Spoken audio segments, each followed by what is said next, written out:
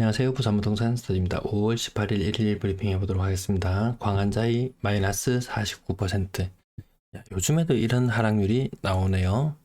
자, 주간 실거래 지수 살펴보시면 부산은 전주보다 낙폭이 또 줄어들었습니다. 여러분 눈은 어디를 향하시나요? 세종시를 향하시나요? 세종시는 지난번보다 상승폭이 좀 줄어들었어요. 다만 눈에 띄는 것은 인천이 상승폭을 조금 키워가고 있는데요. 저는 부산이 아무래도 영남 지방 같은 대구랑 좀 비슷할 것 같은 느낌인데, 대구와 인천 그 중간쯤에 부산이 있다, 이렇게 보시는 게 지금 현재의 모습을 바로 보는 것 같습니다. 대구는 낙폭을 많이 키웠어요, 전세.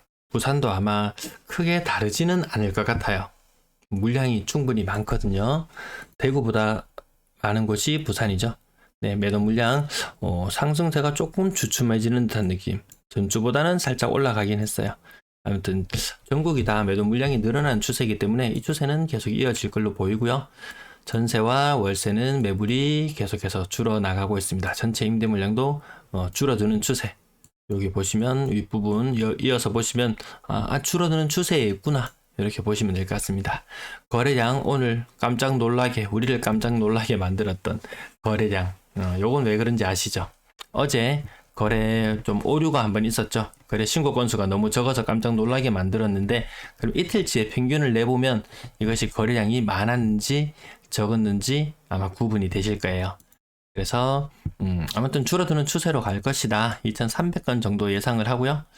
그리고 좀 특이한 것은 근래 들어서 갑자기 직거래 비율이 분양권이나 아니면 아파트거나 같이 직거래 비율이 좀 높아지고 있다는 부분. 어제 21건의 거래가 되었어요.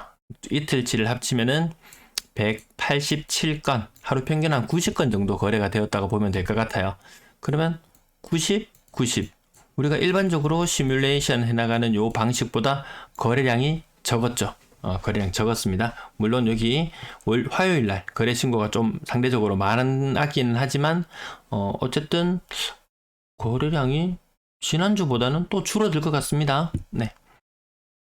그래서 뭐 오늘 거래량 폭발적으로 늘었다 이런 거 속을 필요도 없고, 어제 거래량이 뭐 폭삭 줄어들었다 이런 말에도 뭐 속을 필요는 없을 것 같습니다.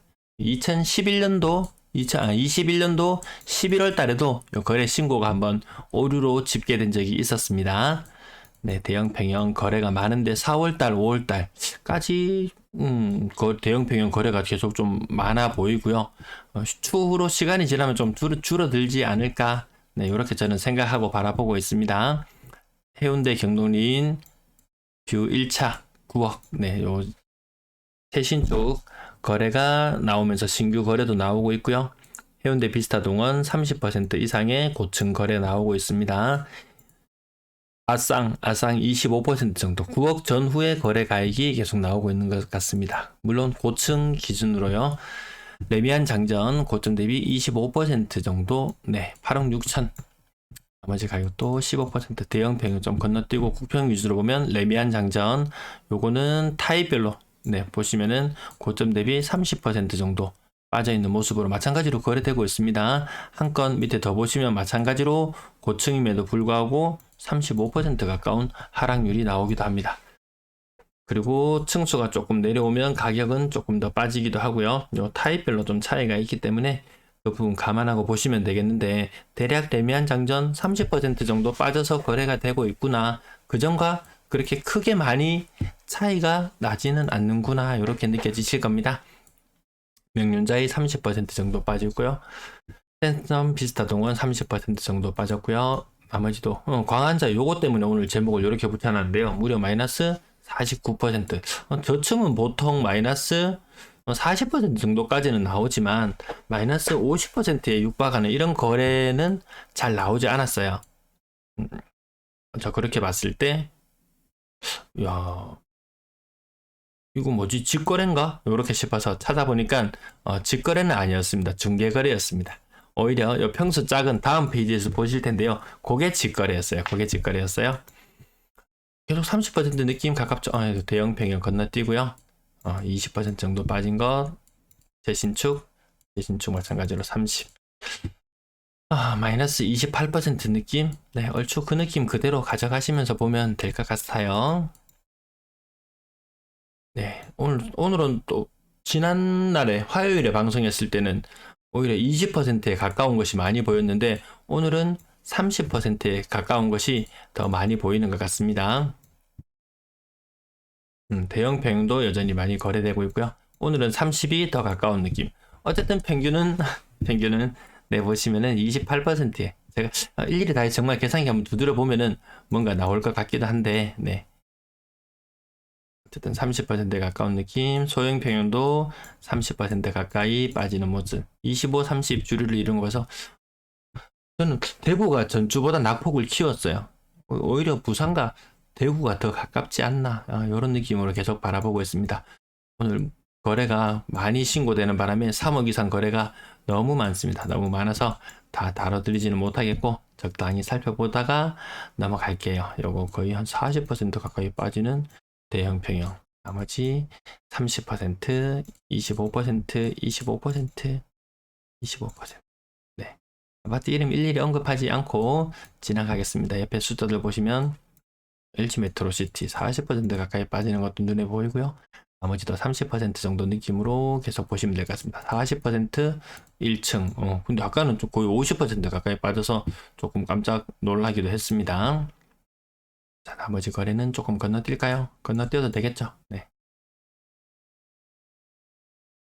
아마 25, 30 계산기 일일이 두드려 보시면 금방 수치는 나올 것 같습니다.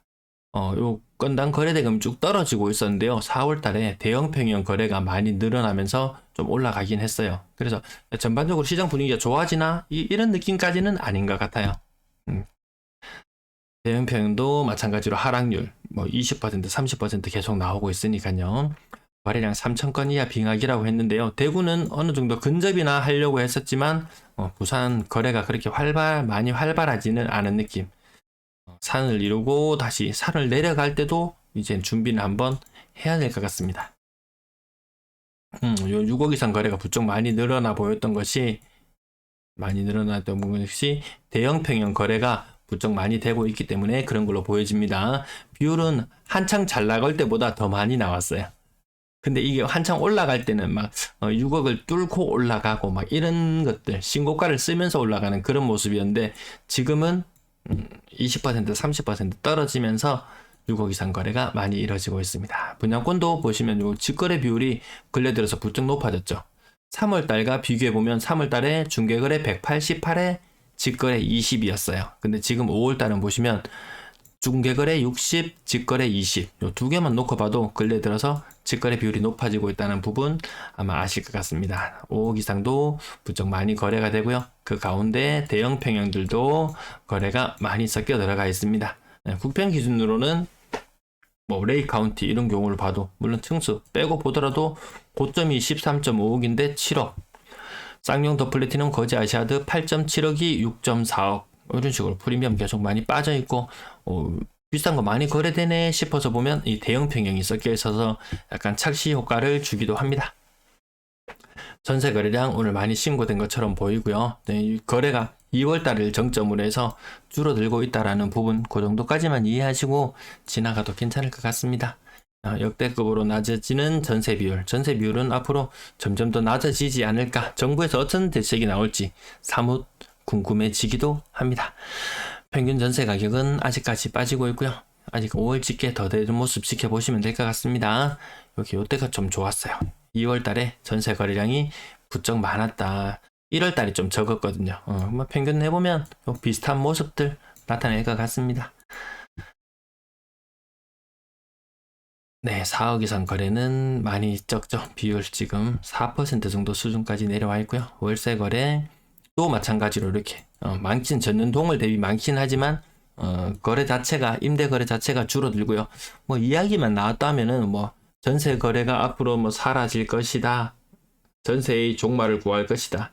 그러면 울며 겨자 먹기로 월세를 살지 않기 위해서 비싼 돈을 주고 집을 살 수밖에 없을 것이다.